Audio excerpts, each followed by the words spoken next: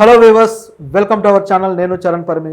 తాజాగా అమెరికా మాజీ అధ్యక్షుడు డొనాల్డ్ ట్రంప్ మీద ఒక హత్యాయత్నం జరిగింది. ఒక దుండగుడు కాల్పులు చేశాడు. అయితే లక్కీగా ఆయన తప్పించుకోగలిగారు, తను రక్షించుకోగలిగారు. అయితే ఈ కాల్పులు ఎందుకు జరిగాయి ఏంటి అనేది ఒకసారి గమనించాలి మనం. నిజానికి డొనాల్డ్ ట్రంప్ అమెరికా మాజీ అధ్యక్షుడిగా వివాదాస్పదమైన వ్యాఖ్యలు చేసిన వ్యక్తి.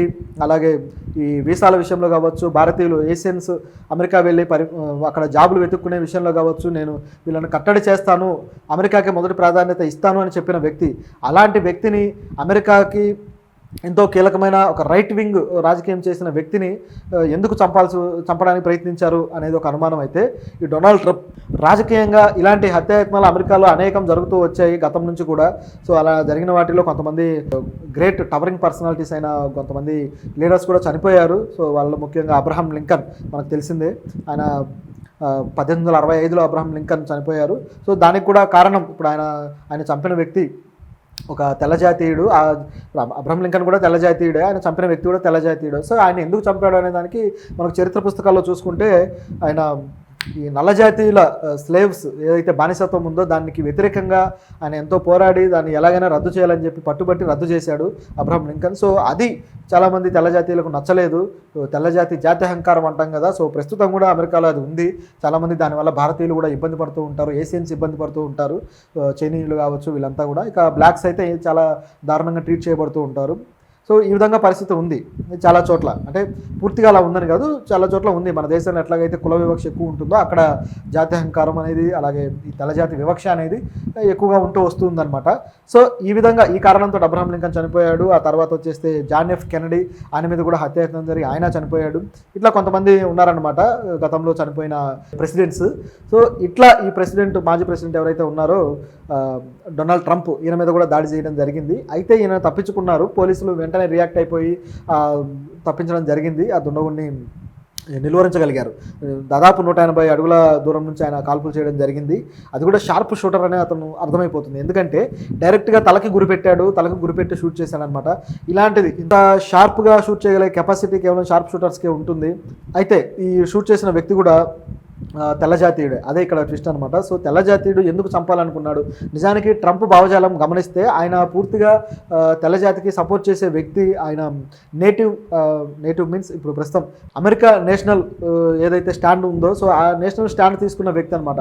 అమెరికా ఫస్ట్ అంటూ తన రాజకీయ ప్రస్థానం మొదలుపెట్టారు. ఆ విధంగానే తను గెలిచి తన పార్టీని కానీ ఒక ప్రైమ్ మినిస్టర్గా స్థాపించడం జరిగింది. సో అలాంటి వ్యక్తి నిజానికి గతంలో ఎప్పుడైతే ఓడిపోయారో సెకండ్ టర్మ్లో, ఆయన ఓడిపోగానే ఆయన ఒక వివాదాస్పదమైన విషయంలో ఆయన బాగా ఇరుక్కున్నారనమాట. అదేంటంటే ఆయన ఓడిపోయిన తర్వాత ఆ ఎలక్షన్లో ఆయన ఓటమిని తాను అంగీకరించలేదు. ఈ ఓటమి నేను అంగీకరించను, ఎందుకంటే ఎలక్షన్లు అంత జెన్యూన్గా అంత ఫెయిర్గా జరిగినట్లు లేదు, ఇక్కడ ఏదో జరిగింది అని చెప్పేసి ఆయన మీడియా ముందు తెలియజేయడము, వివాదాస్పద వ్యాఖ్యలు చేయడము. అమెరికా ప్రజాస్వామ్య వ్యవస్థలోనే ఇది ఒక డిఫరెంట్ కోణం అనమాట. ఇది ఒక వెరైటీగా అనిపించింది అందరికీ కూడా. ఇదేంటి ఈయన ఇలా మాట్లాడారని. ఎందుకంటే గతంలో ఎంతోమంది ప్రైమ్ మినిస్టర్లు ఓడిపోయినా సరే వాళ్ళు దాన్ని అంగీకరిస్తారు. వాళ్ళు మెచ్యూర్డ్గా ఆలోచించి దాన్ని అంగీకరించి ఓటమిని ప్రజల నిర్ణయాన్ని గౌరవిస్తారనమాట. కానీ ఈయన రివర్స్లో మాట్లాడడం అనేది అందరికీ షాక్ గురి చేసింది. దాంతోపాటు తన అనుయాయులు ఎవరైతే ఉన్నారో, తన అనుచరులు, తన పార్టీ మద్దతుదారులు, వీళ్ళందరినీ కూడా రెచ్చగొట్టాడు.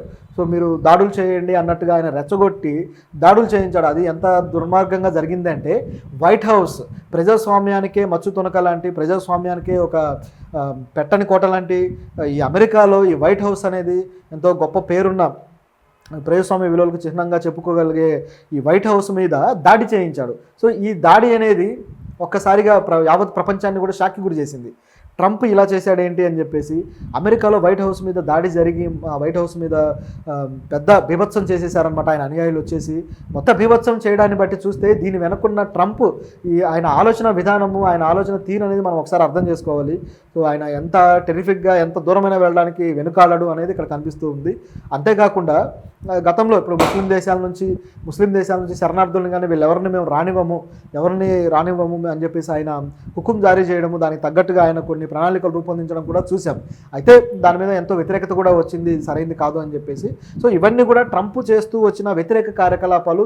వీటిల్లో ఏది ఆయనకు వ్యతిరేకంగా అయిందో తెలియదు మరి. ఎందుకంటే ఇప్పుడు ఒక 10 మంది వ్యక్తులకి ఇబ్బంది కలిగించే పని చేసినప్పుడు, ప్రజాస్వామ్యానికి నష్టం చేసినప్పుడు, దానివల్ల నష్టపోయిన వాళ్ళు రియాక్ట్ అయ్యే ఛాన్స్ కూడా ఉంది. సో ఆ విధంగా ఏమన్నా రియాక్ట్ అయ్యారా? సో ఇప్పుడు వైట్ హౌస్ మీద దాడి కావచ్చు, దీంట్లో ట్రంప్ మీద ఎవరైనా కోపం పెట్టుకొని చేశారా, లేకపోతే ఆయన ముఖ్యంగా ఈ తెల్లజాతి జాత్యహంకారాన్ని కాస్త ఆయన ప్రోత్సహిస్తూ వచ్చిన వ్యక్తి అనమాట. దీనివల్ల ఎవరన్నా వ్యతిరేకంగా ఆయనకు తిరగడం జరిగిందా? సో ఇట్లాంటి ప్రశ్నలు చాలా వస్తున్నాయి అనమాట ఈయన దాడిని బట్టి చూస్తే. ఎందుకంటే కాల్చిన వ్యక్తి కూడా డైరెక్ట్గా లేపేయడానికే ప్లాన్ చేశాడు, కేవలం బెదిరించడానికి కూడా కాదు. లక్కీగా ఆయన తప్పించుకోవడంతో ఆయన చెవికి తగిలి ఆ బ్లడ్ అనేది కొద్దిగా స్ప్లిట్ అయింది. సో ఆ చెవికి తగలడం చిన్న గాయం మాత్రమే అయింది, లేకపోతే చాలా ప్రాణానికి ప్రమాదం. ఎందుకంటే షార్ప్ షూటర్లు అంత చాకచక్యంగా కాలుస్తారనమాట.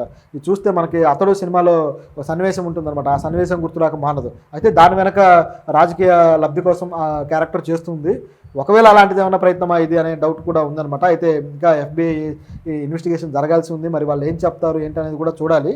అయితే దీంతోపాటు ఇప్పుడు ట్రంప్కి ఆల్రెడీ ఇప్పుడున్న ఎలక్షన్లో దాదాపు ప్రజల మద్దతు అంతా ఈయన వైపే ఉంది. ప్రజలు అన్ని సర్వేలు కూడా ట్రంపే గెలుస్తాడని చెప్పి చెప్తూ ఉన్నాయన్నమాట.